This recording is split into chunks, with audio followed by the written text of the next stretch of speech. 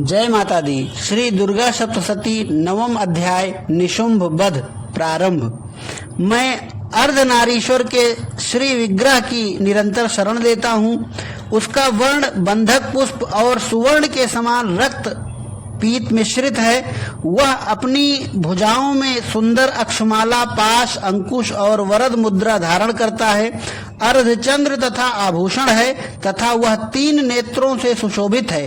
राजा ने कहा, भगवान, आपने रक्तबीज के वध से संबंध रखने वाला देवी चरित्र का ये अद्भुत महात्म्य मुझे बतलाया।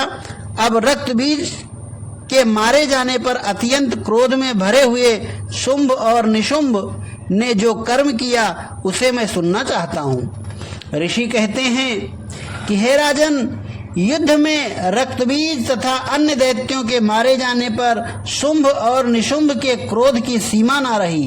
अपनी विशाल सेना इस प्रकार मारी देख निशुंभ अमर्ष में भरकर देवी की ओर दौड़ा। उसके साथ असुरों की प्रधान सेना थी। उसके आगे पीछे तथा पार्श्व भाग में बड़े बड़े असुर थे, जो क्रोध से ओंठ चबाते हुए देवी को मार डालने के लिए आए। महापराक्रमी शुंभ भी अपनी सेना के साथ मातृगणों से युद्ध करके क्रोधवश चंडिका को मारने के लिए आ पहुंचा। तब देवी के साथ शुंभ और निशुंभ का घोर संग्राम छिड़ गया। वे दोनों दैत्य मेघों की भांति बाणों की भयंकर वृष्टि कर रहे थे। उन दोनों के चलाए हुए बाणों को चंडिका ने अपने बाणों के समूह से तुरंत काट डाला और शस्त्र समूहों की वर्षा करके उन दोनों दैत्य पतियों के अंगों में भी चोट पहुंचाई। निशुंभ ने तीखी तलवार और चमकती हुई ढाल लेकर देवी के श्रेष्ठ वाहन सिंह के मस्तक पर प्रहार किया। अपने वाहन को चोट पहुंचने पर देवी ने क्षुरप्र नामक बाण से निशुंभ की श्रेष्ठ तलवार तुरंत ही काट डाली और उसकी ढाल को भी, जिसमें 8 चांद जड़े थे, खंड खंड कर दिया। ढाल और तलवार के कट जाने पर उस असुर ने शक्ति चलाई, किंतु सामने आने पर देवी ने चक्र से उसके 2 टुकड़े कर दिए।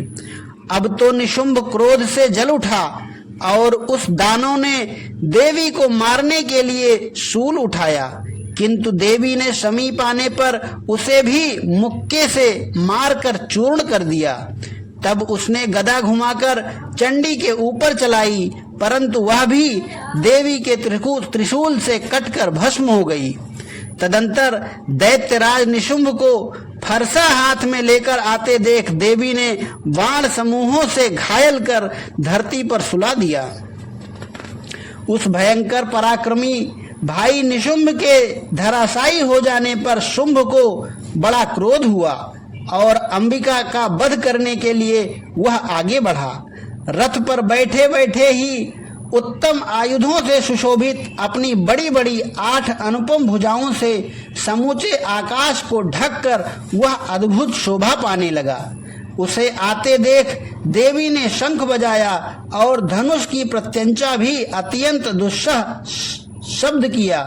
साथ ही अपने घंटे के शब्द से, जो समस्त दैत्य सैनिकों का तेज नष्ट करने वाला था, संपूर्ण दिशाओं को व्याप्त कर दिया। तदंतर सिंह ने भी अपनी दहाड़ से, जिसे सुनकर बड़े बड़े गजराजों का महान मद दूर हो जाता है, आकाश, पृथ्वी और 10 दिशाओं को गुंजा दिया। फिर काली ने आकाश में उछलकर अपने दोनों हाथों से पृथ्वी पर आघात किया। उससे ऐसा भयंकर शब्द हुआ जिससे पहले के सभी शब्द शांत हो गए। तत्पश्चात शिवदूती ने दैत्यों के लिए अमंगलजनक अट्टहास किया। इन शब्दों को सुनकर समस्त असुर थर्रा उठे, किंतु शुंभ को बड़ा क्रोध हुआ। उस समय देवी ने जब शुंभ को लक्ष्य करके कहा, ओ दुरात्मन, खड़ा रह, खड़ा रह, तभी आकाश में खड़े हुए देवता बोल उठे, जय हो, जय हो। शुंभ ने वहां आकर ज्वालाओं से युक्त अत्यंत भयानक शक्ति चलाई।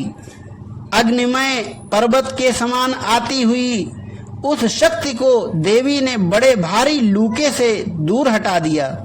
उस समय शुंभ के सिंहनाद से तीनों लोक गूंज उठे।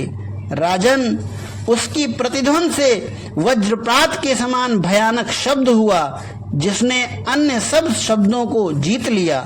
शुंभ के चलाए हुए बाणों के देवी ने और देवी के चलाए हुए बाणों के शुंभ ने अपने भयंकर बाणों द्वारा सैकड़ों और हजारों टुकड़े कर दिए।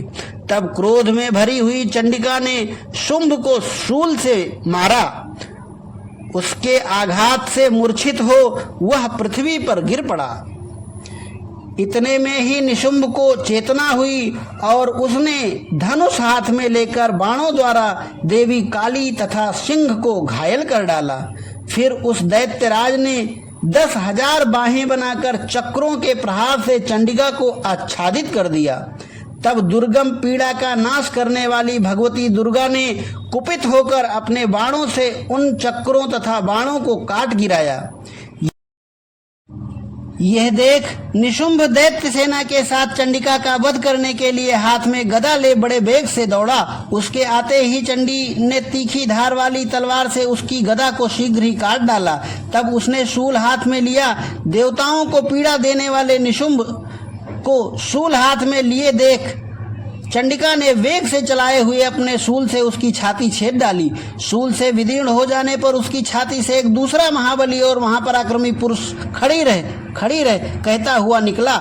उस निकलते हुए पुरुष की बात सुनकर देवी ठठाकर हंस पड़ी और खड्ग से उन्होंने उसका मस्तक काट डाला। फिर तो वह पृथ्वी पर गिर पड़ा। तदंतर सिंह अपनी दाढ़ी से असुरों की गर्दन कुचलकर खाने लगा। ये बड़ा भयंकर दृश्य था। उधर काली तथा शिवदूती ने भी अन्यान्य दैत्यों का भक्षण आरंभ किया। कौमारी की शक्ति से विदीर्ण होकर कितने ही महादैत्य नष्ट हो गए। ब्रह्माणी के मंत्र पूत जल से निस्तेज होकर कितने ही भाग खड़े हुए। कितने ही दैत्य माहेश्वरी के त्रिशूल से छिन्न भिन्न हो धराशायी हो गए। वाराही के थूथुन के आघात से कितनों का पृथ्वी पर कचूमर निकल गया। वैष्णवी ने भी अपने चक्र से दानवों के टुकड़े टुकड़े कर डाले। इंद्री के हाथ से छूटे हुए वज्र से भी कितने ही प्राणों से हाथ धो बैठे। कुछ असुर नष्ट हो गए, कुछ उस महायुद्ध से भाग गए तथा कितने ही काली शिवदूती तथा सिंह के ग्रास बन गए। इस प्रकार श्री मार्कंडेय पुराण में सावर्णिक मनवंतर की कथा के अंतर्गत देवी महात्म्य में निशुंभ वध नामक 9वां अध्याय पूरा हुआ। जय माता दी।